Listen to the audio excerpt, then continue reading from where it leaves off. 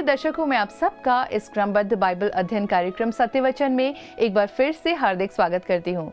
जैसे कि आप सब जानते हैं कि हम इन दिनों बाइबल से मत्ती रचित सुसमाचार का अध्ययन कर रहे हैं और आज हम मत्ती अध्याय 25 के पद 31 से लेकर अध्याय 26 के पद 29 तक का अध्ययन करेंगे।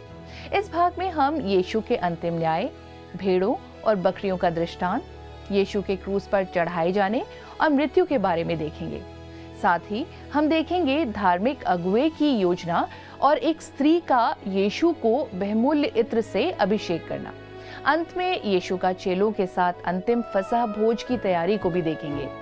मित्रों, आइए हम परमेश्वर के दास के द्वारा आज के अध्ययन में न्याय, सेवा, त्याग और मसीह के बलिदान के गहरे अर्थ को समझने की कोशिश करें।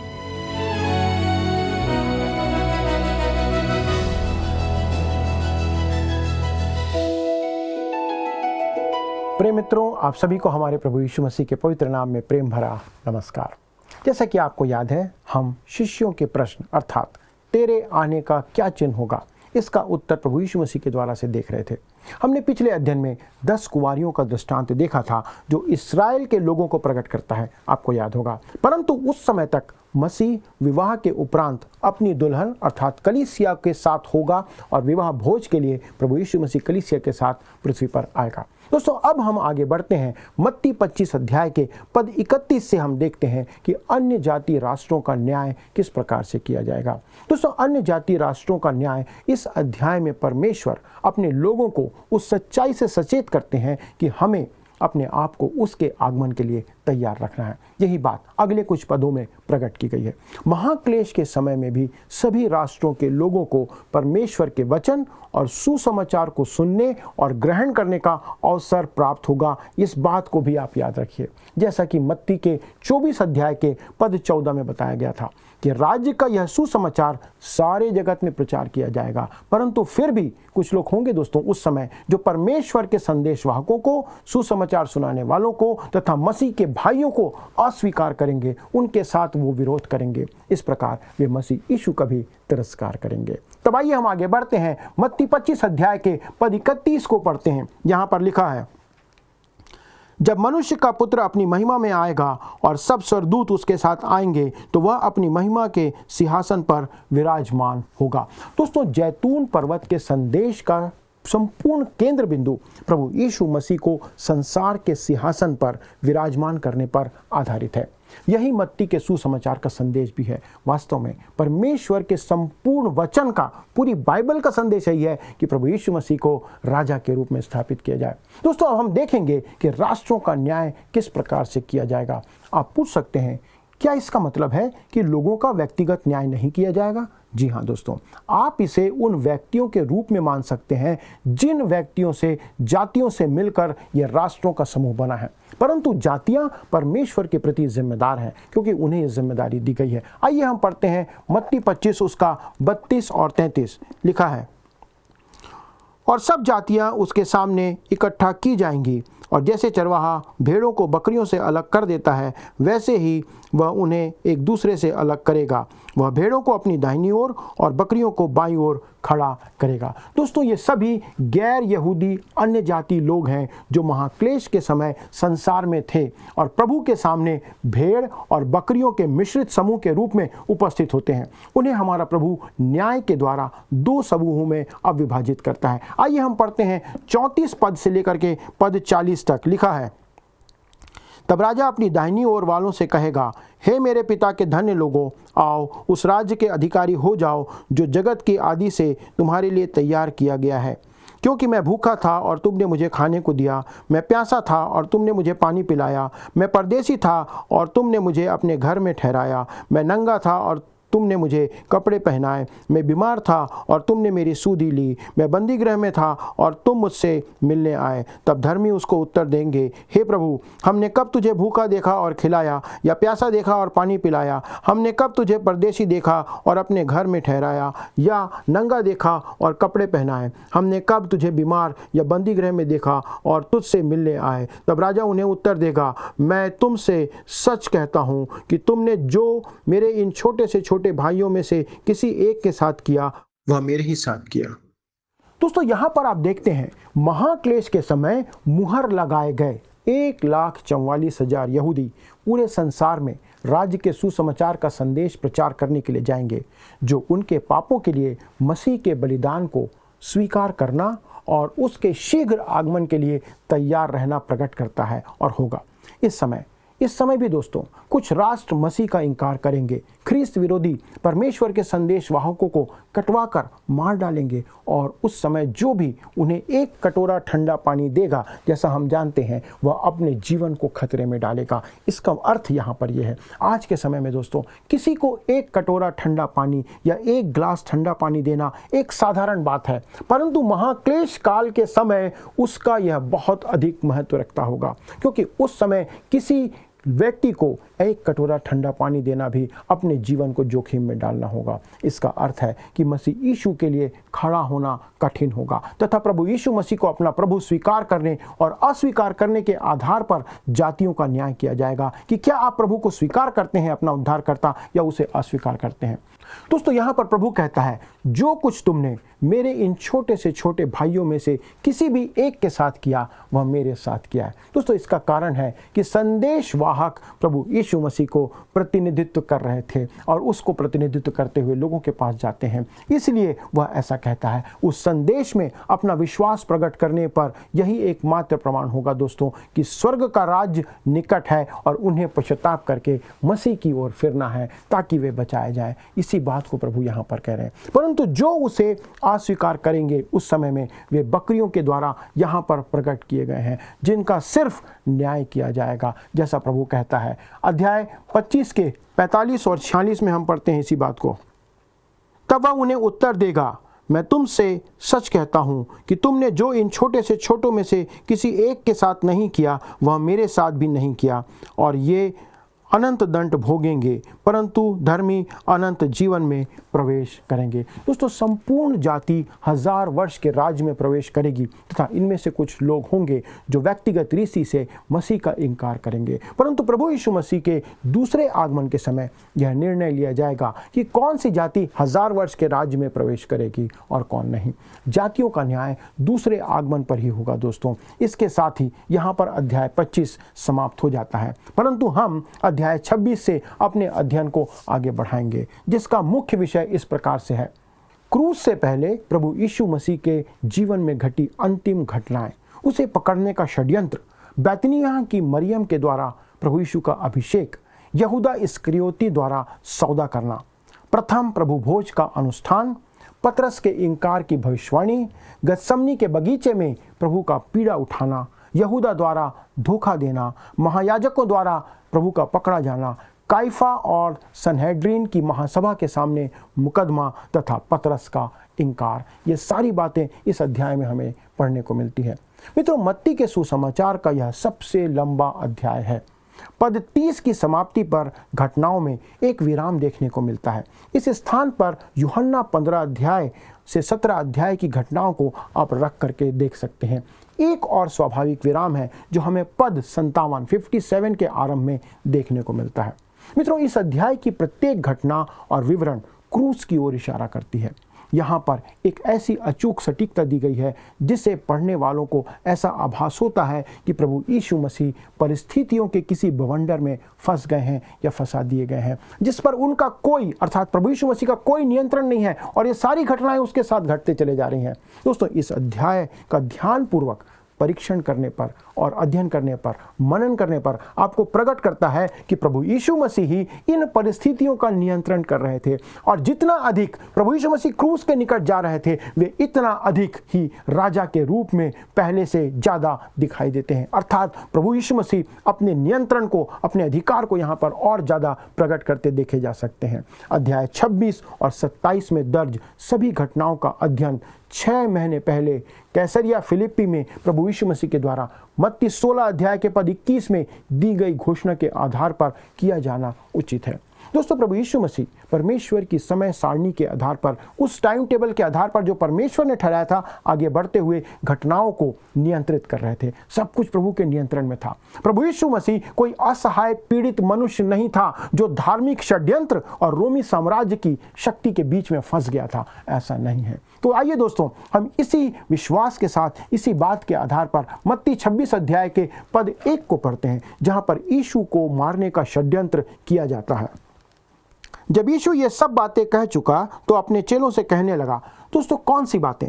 जैतून पर्वत के उपदेश की बातें कहने के बाद प्रभु ने युग के अंत से संबंधित प्रश्नों के उत्तर दे दिया था, परंतु अब उसके पास कहने को कुछ और था जो वो आगे कहता है। पद 2 से 5 में बहुत रोचक बात यहाँ पर पढ़ने को मिलती है। आइए हम पढ़ते हैं मत्ती 26 उसका 2 से 5। तुम जानते हो कि 2 दिन के बाद फसह का पर्व है और मनुष्य का पुत्र क्रूस पर चढ़ाए जाने के लिए पकड़वाया जाएगा। तब प्रधान याजक और प्रजा के पुरनिये काइफा नाम महायाजक के आंगन में इकट्ठा हुए और आपस में विचार करने लगे कि यीशु को छल से पकड़कर मार डालें, परंतु वे कहते थे, पर्व के समय नहीं, कहीं ऐसा ना हो कि लोगों में बलवा मच जाए। दोस्तों, आप देखते हैं कि प्रभु यीशु मसीह 6वीं बार अपनी मृत्यु की घोषणा करते हैं। 6 महीने पहले कैसरिया फिलिप्पी में प्रभु ने अपनी मृत्यु की भविष्यवाणी की थी, परंतु अब वह अपनी मृत्यु का समय भी बताते हैं। प्रभु घोषणा करते हैं कि वह फसह के दौरान मारे जाएंगे, परंतु धार्मिक अगुओं की योजना कुछ अलग थी।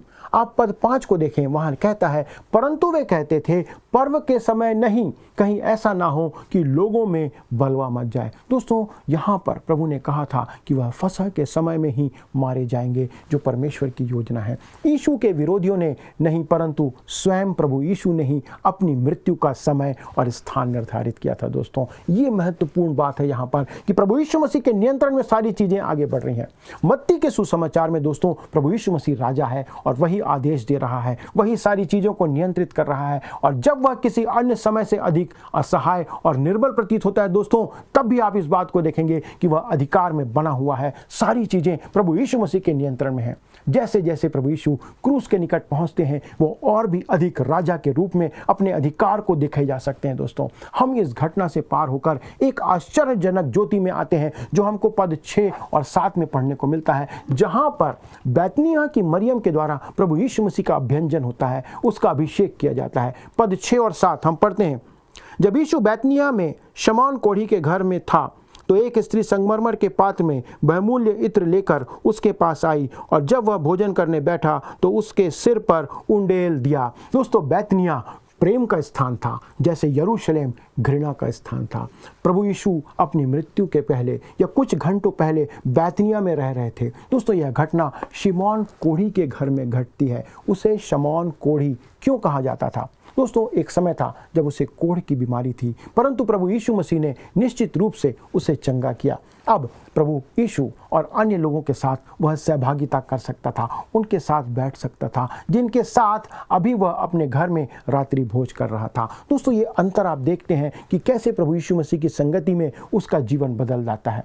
दोस्तों, यह एक अद्भुत दृश्य है। आज प्रभु यीशु मसीह के विरोधी उसे नहीं जानते हैं, वे उसे प्रभु को या उस प्रभु को नहीं जानते हैं जिसने लोगों को चंगा किया, जिसने लोगों से प्रेम किया, जो रोगों के लिए रोया, जिसने न्याय किया। इन सब बातों को लोग नहीं जानते हैं। जब आप प्रभु के पास आकर उसके द्वारा से शुद्ध किए जाते हैं, तब आप उसके साथ सहभागिता कर सकते हैं। ये बात यहाँ पर प्रकट होती है। यही चित्र इस पाठ में भी प्रस्तुत किया गया है। जब वे भोजन कर रहे थे, एक स्त्री संगमरमर के पात्र में बहुमूल्य इत्र लेकर उसके पास आती है। यूहन्ना 12 अध्याय के पद 3 में यूहन्ना स्पष्ट करता है कि उसका नाम मरियम था, और उसके सिर और पैर पर, अर्थात प्रभु यीशु मसीह के सिर और पैर पर वह उस इत्र को उंडेल देती है। यूहन्ना अपने सुसमाचार में यह भी स्पष्ट करता है कि यहूदा इस्करियोती ने ही उसका विरोध किया था तथा अन्य चेले उसके साथ सहमत हो गए थे। तब पद 8 को पढ़ते हैं, जहां पर लिखा है, यह देखकर उसके चेले रिसियाए और कहने लगे, इसका क्यों सत्यानाश किया गया। दोस्तों, आश्चर्य की बात तो यह है कि क्या वास्तव में उन्हें गरीबों का ध्यान था, चिंता थी?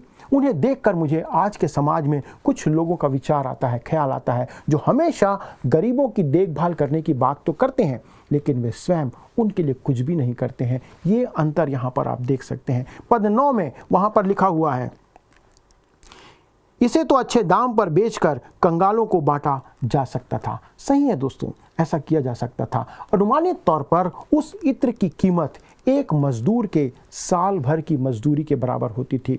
तब पद 10 में आप आगे पढ़ते हैं, लिखा है, यह जानकर यीशु ने उनसे कहा, स्त्री को क्यों सताते हो, उसने मेरे साथ भलाई की है। दोस्तों, जहां तक एक मसीही विश्वासी की बात है तो उन्हें वही कुछ देना चाहिए, वही कुछ करना चाहिए जो प्रभु यीशु मसीह को महिमा देता है। जब तक प्रभु को महिमा ना मिले, व्यक्तिगत रूप से हमें कहीं भी सहयोग नहीं देना चाहिए, या फिर उनके नाम से जब तक ना किया जाए।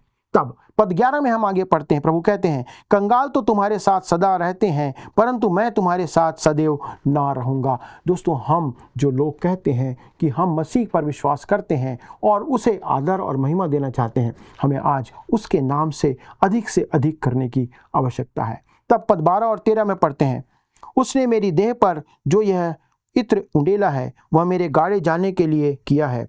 मैं तुमसे सच कहता हूँ कि सारे जगत में जहाँ कहीं यह सुसमाचार प्रचार किया जाएगा, वहाँ उसके इस काम का वर्णन भी उसके स्मरण में किया जाएगा। दोस्तों, बैतनिया में, ध्यान से सुनिएगा, बैतनिया में शमौन कौड़ी का घर हमारे प्रभु यीशु मसीह के लिए ज्योति और मित्रता का स्थान बन जाता है। उसके विपरीत यरूशलेम उसके लिए घृणा का स्थान था, जहां पर उसे मारा जाना था। प्रभु ने अपने अंतिम सप्ताह में यरूशलेम में एक भी रात नहीं बिताई, परंतु वह बैतनिया को गया और अपने प्रिय लोगों के साथ, अपने मित्रों के साथ उसने समय व्यतीत किया। दोस्तों, आज भी जो उससे प्रेम करते हैं, उसे चाहते हैं, उसकी अपेक्षा करते हैं, प्रभु उनके साथ ही सहभागिता करता है। यदि आप उसे प्रेम करते हैं तो वह आपके साथ रहता है। मित्रों, यदि आप चाहें तो वह आपको मिल सकता है। प्रभु आपके लिए है। परंतु अब हम देखते हैं, टूटे हुए संगमरमर के पात्र की घटना ने संसार को सुगंध से भर दिया। प्रभु ने कहा, सारे जगत में जहां कहीं यह सुसमाचार प्रचार किया जाएगा, वहां उसके इस काम का वर्णन भी उसके स्मरण में किया जाएगा। दोस्तों, हम कहते सुनते हैं कि वे प्रेरितों के क्रम में, या लोग चाहते हैं कि वे प्रेरितों के क्रम में या उसके कामों में आगे बढ़े, और वे ऐसा करते हैं दोस्तों। परंतु मैं मरियम के काम को, उसको ज़्यादा पसंद करता हूँ, उस रास्ते में आगे बढ़ना चाहता हूँ। दोस्तों, उन सबों में केवल मरियम ही एक अकेली थी जो उसके मृत्यु को समझ पाई थी। केवल मरियम ने इस बात को समझा, जबकि उसके चेले इस बात को पूरी रीति से समझने से चूक गए। मरियम इस बात को समझ गई और यह प्रकट करने के लिए उसने उस पर इत्र उंडेल दिया। क्या उसने अपना इत्र बर्बाद किया था? नहीं दोस्तों, उसने इत्र बर्बाद नहीं किया था। सुसमाचार में लिखा है, सप्ताह के पहले दिन सुबह अन्य महिलाएं कब्र पर प्रभु यीशु की देह पर इत्र मलने के लिए आई कि उसे दफनाया जाए। दोस्तों, क्या वे यीशु की देह पर सुगंधित वस्तुएं मल पाई? नहीं दोस्तों, उन्होंने उस समय ऐसा कुछ नहीं कर पाया। क्यों? क्योंकि प्रभु कब्र में नहीं था, वो तो जी उठा था और जीवित हो चुका था।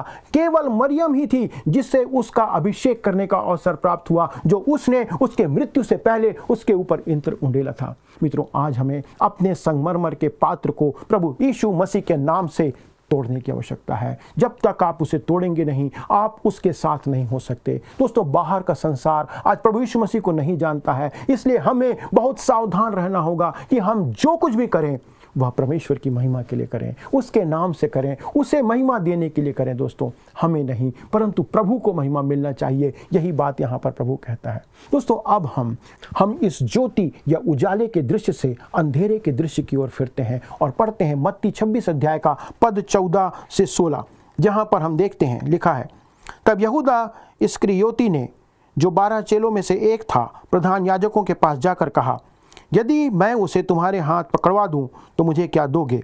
उन्होंने उसे 30 चांदी के सिक्के तौल कर दे दिए और वह उसी समय से उसे पकड़वाने का अवसर ढूंढने लगा। दोस्तों, यहाँ पर आप देखते हैं कि यहूदा इस्करियोती का जो काम या कृत्य है, वो मरियम के कार्य या उसके कृत्य से या उसके आत्मिक परिप्रेक्ष्य के बिल्कुल विपरीत अंधकार और कायरता से भरा हुआ काम है। लिखा है, वह उसे पकड़वाने का अवसर ढूंढने लगा। दोस्तों, जब यीशु अकेले होता था तब उसे पकड़ने की योजना थी उनकी। जब उसके साथ भीड़ नहीं होती थी और वे चाहते थे कि उसे अकेले में पकड़े, यहूदा उस अवसर का इंतजार करने लगा। तब आइए हम पढ़ते हैं पद 17 से 19, जहां पर फसह का पर्व और अंतिम भोज बताया गया है। लिखा है, अख़मीरी रोटे के पर्व के पहले दिन चेले यीशु के पास आकर पूछने लगे, तू कहाँ चाहता है कि हम तेरे लिए फसह खाने की तैयारी करें? उसने कहा, नगर में अमुक व्यक्ति के पास जाकर उससे कहो, गुरु कहता है कि मेरा समय निकट है, मैं अपने चेलों के साथ तेरे यहाँ पर्व मनाऊंगा। अतः चेलों ने यीशु की आज्ञा मानी और फसह तैयार किया। दोस्तों, अब प्रभु यीशु मसीह अपने निज लोगों के साथ उपरौती कोठरी में जाते हैं और वहाँ घोषणा करते हैं कि कौन उन्हें पकड़वाने जा रहा है। पद 20 से 22 लिखा है, जब सांझ हुई तो वह 12 के साथ भोजन करने के लिए बैठा। जब वे खा रहे थे तो उसने कहा, मैं तुमसे सच कहता हूँ कि तुम में से एक मुझे पकड़वाएगा। इस पर वे बहुत उदास हुए और हर एक उससे पूछने लगा, हे गुरु, क्या वह मैं हूँ? दोस्तों, यहाँ पर आप देखते हैं उनमें से प्रत्येक व्यक्ति यह कहता है वह जानता था कि मसीह को पकड़वाने की बात उसके हृदय में है। दोस्तों, क्या आपने कभी अपने हृदय को जांचने का प्रयास किया कि आपके हृदय में मसीह की तरफ या उसके प्रति क्या है? मैं और आप भी उन्हीं की तरह हैं। दोस्तों, आप कह सकते हैं कि मैं ऐसा नहीं करता, लेकिन क्या आप इस बात से निश्चित हैं? दोस्तों, यदि वह अपना हाथ मुझ पर से हटा ले, आपके और मेरे ऊपर से अपना हाथ हटा ले दोस्तों, तो अगले 5 मिनट में आप उसे धोखा दे सकते हैं। और यही बात सच है, इसलिए वह हमें अपनी निकटता में बनाए रखना चाहता है। तब पद 23 से 25 में हम आगे पढ़ते हैं, लिखा है, उसने उत्तर दिया, जिसने मेरे थाली में हाथ डाला है वही मुझे पकड़वाएगा। मनुष्य का पुत्र तो जैसा उसके विषय में लिखा है जाता ही है, परंतु उस मनुष्य के लिए शोक है जिसके द्वारा मनुष्य का पुत्र पकड़वाया जाता है। यदि उस मनुष्य का जन्म ही ना होता तो उसके लिए भला होता। तब उसके पकड़वाने वाले यहूदा ने कहा, हे रब्बी, क्या वह मैं हूँ? उसने उससे कहा, तू कह चुका। दोस्तों, यह एक रोचक बात है कि पद 22 के आधार पर केवल यहूदा ही उसे गुरु या प्रभु नहीं कहता है और इसी पर यहूदा वह स्थान छोड़ देता है। यूहन्ना 13 अध्याय के पद 30 में लिखा है, अतः वह टुकड़ा लेकर तुरंत बाहर चला गया और यह रात्रि का समय था। तब पद 26 से 28 में हम आगे पढ़ते हैं, जब वे खा रहे थे तो यीशु ने रोटी ली और आशीष मांगकर तोड़ी और चेलों को देकर कहा, लो खाओ, यह मेरी देह है। फिर उसने कटोरा लेकर धन्यवाद किया और उन्हें देकर कहा, तुम सब इसमें से पियो, क्योंकि यह वाचा का मेरा वह लहू है जो बहुतों के लिए पापों की क्षमा के निमित्त बहाया जाता है। दोस्तों, यहाँ पर प्रभु उस लुप्त हो रहे फसह के पर्व के ऊपर प्रभु भोज के अनुष्ठान को स्थापित करते हैं। फसह के समय कटोरे को 7 बार घुमाया जाता था उनके बीच में।